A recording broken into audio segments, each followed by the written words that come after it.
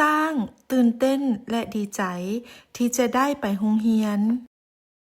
มื้อนี้เราได้เสื้อขาวและส่งใหม่สร้าง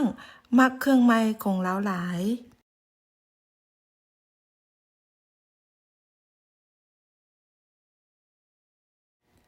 เราซักเครื่องแล้วตากไว้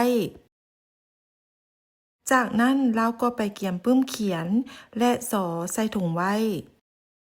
สร้างคิดเป็นห่วงเครื่องไม้ของเราจึงออกไปเบิงโอ้ยเสื้อค่อยส่งค่อยไปใส่แล้วสร้างตกใจแม่เห็นเครื่องไม้ของลูกบอแม่ตอบว่าบอแม่บ่เห็นแล้วแล่นไปซอกหามันปลิวไปใส่น้อแล้วเหลียวเห็นส่งอยู่เดินหญ้าแต่บ่เห็นเสื้อ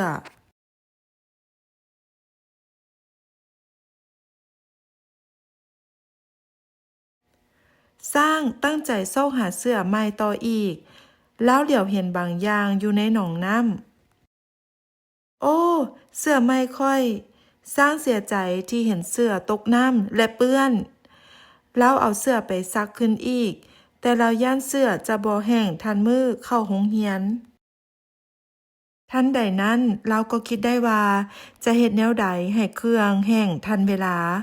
สร้างเอาเครื่องไปห้อยตากใส่เพียก